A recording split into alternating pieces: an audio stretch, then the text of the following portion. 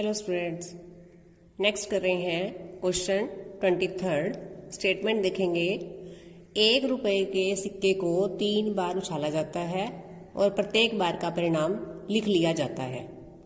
तीनों परिणाम समान होने पर हनीफ खेल में जीत जाएगा। तीनों परिणाम का मतलब पहली बार सिक्का उछाला, दूसरी बार, तीसरी बार, तो तीनों बार सेम परिणाम आए तो परिणाम समान होंगे तीनों, अन्यथा वह हार जाएगा। हनीफ के खेल में हार जाने की प्रायिकता परिकलित कीजिए। तो अब हमें पता है कि जब सिक्के को 3 बार उछालते हैं तो कुल परिणामों की संख्या कितनी होती है? 8। ये हम कर भी चुके हैं कि वो 8 परिणाम कौन कौन से होते हैं। एक बार पहले देख लेंगे वो 8 परिणाम कौन से थे हमारे। ये हमने किया था, ये थे हमारे 8 परिणाम।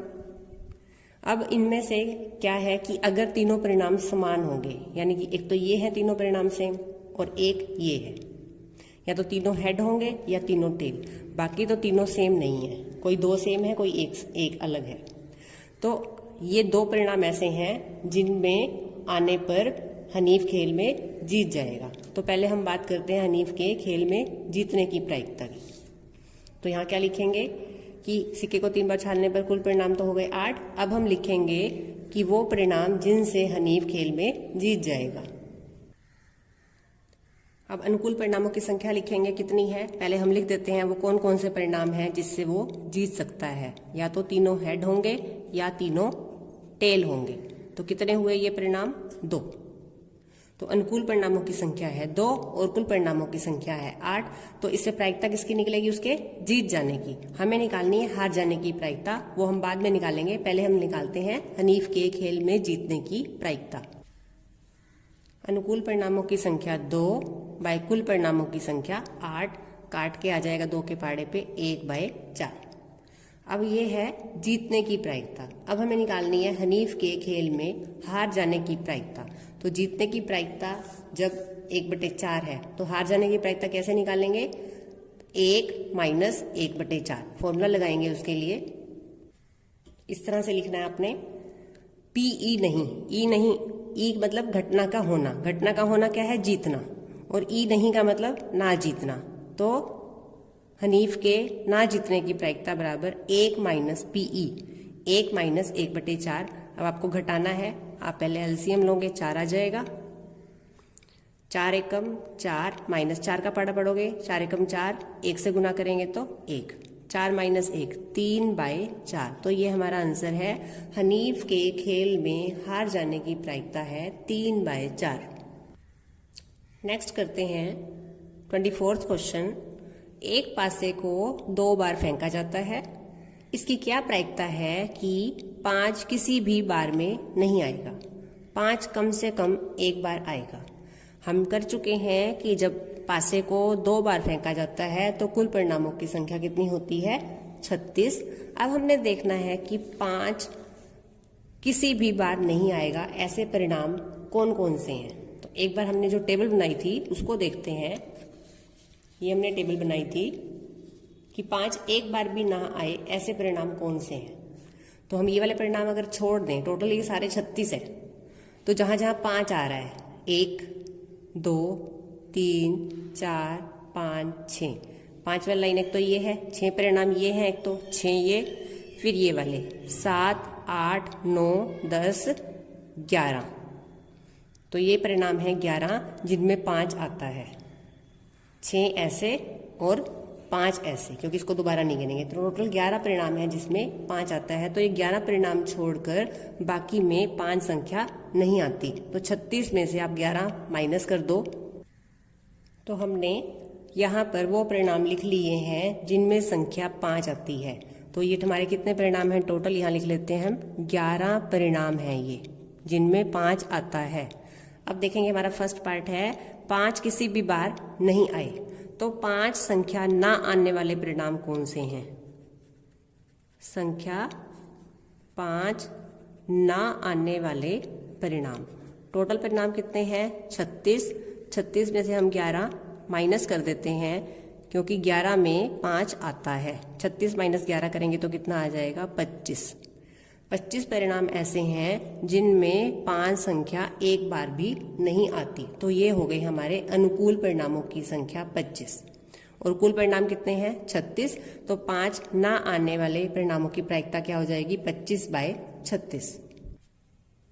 तो यहाँ लिखेंगे संख्या 5 किसी भी बार ना आने की प्रायिकता अनुकूल परिणामों की संख्या बाय कुल परिणामों की संख्या। अनुकूल परिणाम हुए 25 और कुल परिणाम है 36। तो ये कटता नहीं है, तो यही हमारा फर्स्ट पार्ट का आंसर है 25/36। सेकंड पार्ट है 5 कम से कम एक बार आएगा। तो ये सभी वो परिणाम हैं जिनमें 5 आता है, कम से कम एक बार आता है, इसमें 5 2 बार आता है। तो ये 11 परिणाम है जो 5 जिसमें आता है। तो अनुकूल परिणाम सेकंड पार्ट के होंगे 11 और कुल परिणाम है 36। तो संख्या 5 आने वाले परिणाम है 11। हम यहाँ दोबारा नहीं लिख रहे वो 11 परिणाम कौन से हैं, क्योंकि हमने फर्स्ट पार्ट में यहाँ लिखकर दिखा दिया है। तो 5 कम से कम एक बार आने की प्रायिकता क्या हो जाएगी 11/36। तो हमारे दोनों पार्ट के आंसर लिख लेंगे। फर्स्ट पार्ट का आंसर था 25/36 और सेकंड पार्ट का आंसर है 11/36। नेक्स्ट क्वेश्चन करते हैं, सत्य असत्य बताइए, सकारण उत्तर दीजिए। यदि 2 सिक्कों को एक साथ उछाला जाता है तो इसके 3 संभावित परिणाम, ये क्वेश्चन में कह रहा है कि 2 सिक्कों को एक साथ उछालने पर संभावित परिणाम है 3, 2 चित, 2 पट या प्रत्येक एक बार। अतः इनमें से प्रत्येक परिणाम की प्रायिकता 1/3 है। 2 चित यानी कि ये कह रहा है कि 2 बार H, 2 पट यानी 2 बार T और प्रत्येक एक बार यानी HT। 3 परिणाम कह रहा है। तो यह कथन आप सोच के देखो क्या है। यह कथन असत्य है। क्यों? क्योंकि हमने किया है कि 2 सिक्कों को एक साथ उछालने पर संभावित परिणाम 3 नहीं 4 होते हैं। तो यही लिखेंगे हम यहाँ पर कि यह कथन असत्य है।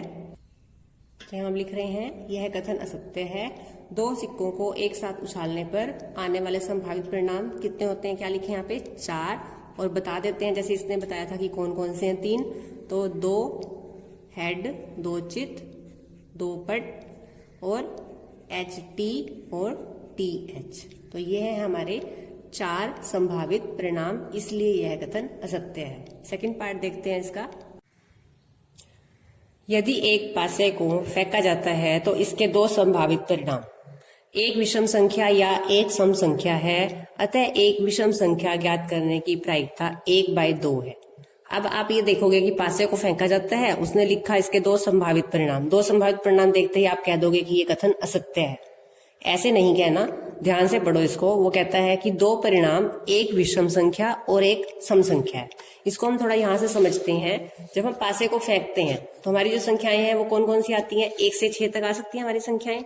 तो हमें पता है कि 1 2 3 4 5 6।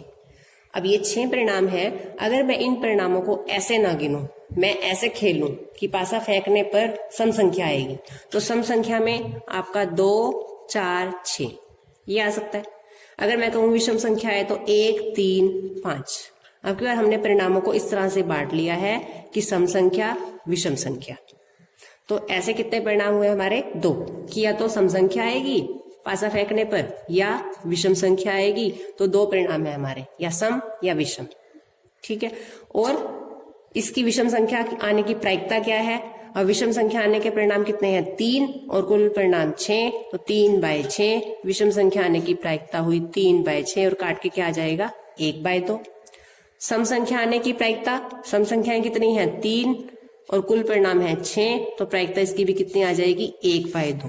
तो दोनों की प्रायिकता क्या है 1/2, क्योंकि प्रायिकता दोनों घटना की सेम है। तो ऐसी घटना क्या होती है सम प्रायिक घटना।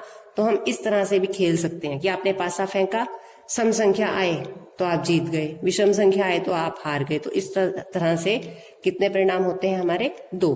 तो ये जो कथन हमें दिया गया है, ये जो हमारा सेकंड पार्ट है, ये सत्य है कथन, क्योंकि इसने परिणामों को इस तरह से बांटा है विषम और सम संख्या में। तो यह कथन सत्य है। हम यहाँ लिखेंगे कि ये सम संख्या और विषम संख्या की घटना जो है वो समप्रायिक है।